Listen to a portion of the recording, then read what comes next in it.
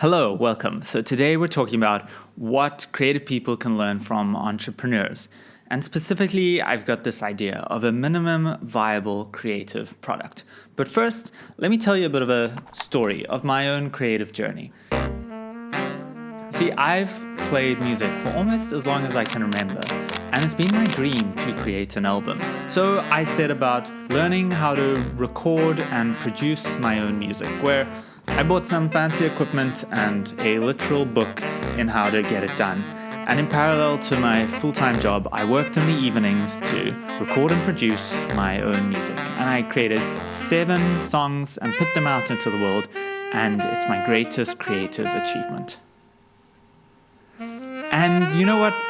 Very little came of it. And this isn't very surprising because I put effort only into the music, nothing else. Now you see, your music is essentially a product. And in business, if you create a product, you need to create an enabling environment for that product to thrive. You need to consider everything in addition to the product, such as marketing and sales and distribution and the rest of it. And the irony is that my job is as a strategy consultant. And I thought to myself, why haven't I approached my creative endeavors with the same sort of business spirit as my work endeavors? But I don't think I'm unique in this. I think that a lot of creative people solely work on their products and don't put enough time into the peripheries of their products. Creative people are solo entrepreneurs, and we need to start treating ourselves as such.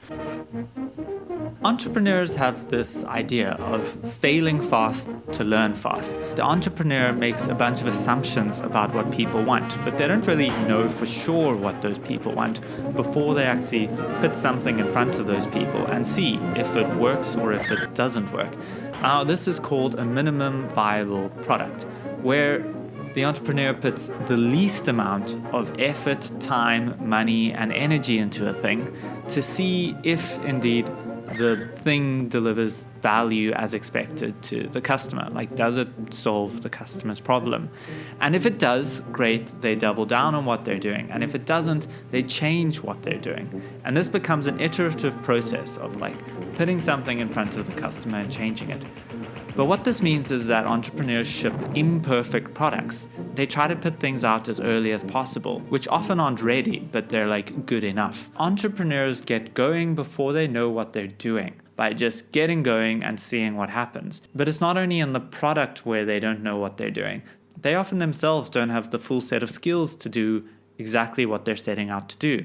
Think of the university dropouts who seem to start every tech company there is. They're happy to figure it out as they go along. And this is obviously in sharp contrast to the creative pursuit, where there's this expectation that we need to hone our craft and then produce some highly fleshed out, polished product at the end of it. If we're an author working on that book, or a musician working on the album, or a filmmaker working on that short film, we do a lot of our learning behind closed doors, and then there's often this culmination and a grand product at the end of it.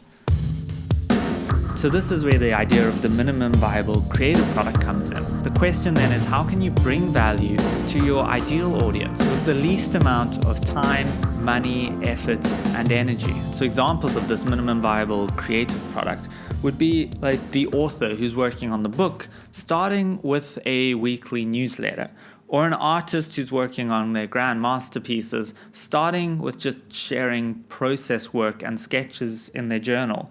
Or the musician sharing maybe lyrics or demos of what they're doing. But this minimum viable creative product isn't only about figuring out what the product needs to be.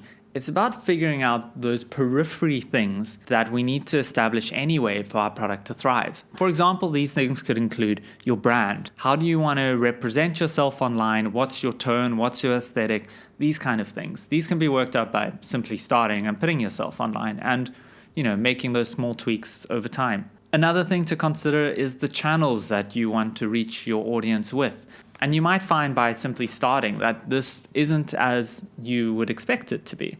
Like a lot of poetry has found audiences in video format, and a lot of musicians have found value in a written newsletter. It's worth testing these different channels to figure out what works for you, but also figure out what your audience might really enjoy. You can get feedback early on the product itself, which you could then start to incorporate into like your main creative pursuit. I guess the sentiment is like do more of what works and do less of what doesn't work. All along the way, you're actually building your audience that'll want your final thing. You're building anticipation. You're saying, I'm the author, I'm working on a book, but here's my newsletter. When that book does come out, well, that audience is going to be pretty excited to read it because you've been harping on about it for quite a while. The next very strategic thing you could do with these minimum viable creative products is to diversify your income stream as early as possible. Now, the reason for this is that you're putting a lot of expectation and risk on your single creative pursuit. If it doesn't pan out how you hope it will, well, then you're sort of left exactly where you are now. Diversifying your income early on also means it might make it easier to step away from a full-time job, or it might just give you a longer runway and peace of mind to pursue the creative passions. Don't be afraid to sell stuff to people early on. The question really is, how can you make money before the end product is built? So then the goal is to monetize your minimum viable creative products. And the reasons for this is it might actually work, which is great. Then you've got an income stream which can really prop up your core creative endeavors. The second is that it'll grow your audience. Because your minimum viable creative products are like adjacent to your core craft. If you're writing a book and you create the newsletter, it's the same audience who's interested in your newsletter that'll be interested in your book. In the same way that if you're producing singer-songwriter music and you're giving online tutorials about how to mix vocals for singer-songwriting music, it's those same people who would be invested in your singer-songwriter music. So you actually cast the net wider for potential of finding the right audience in different spaces. And the last point in why I think this is really valuable is because it's far easier to sell something to a returning customer than to a new customer. So again, in that newsletter example, if you've got signed up subscribers to your weekly newsletter, when that book comes out, your conversion rate of your existing newsletter readers to your book buyers is going to be very high. If people have already put $1 down, they've invested in you both financially and emotionally. When you build something new, it's very likely that those are the people who would be lined up first to buy it. But there's a bigger strategic angle to this. As I've said, those people who are buying into your periphery services are the same people who would be invested in the product. But then once your product is out there, the product becomes a really good advert or showcase of your skills. And then you can sell those services to more people. So let's again look at that musician who's creating singer-songwriter content. The audience who buys into those tutorials are likely to listen to that music, and then those people who listen to that music are likely to buy into the tutorials. Now, obviously, you could set up these supplementary services after launching your product, but then you'd be starting those services from scratch.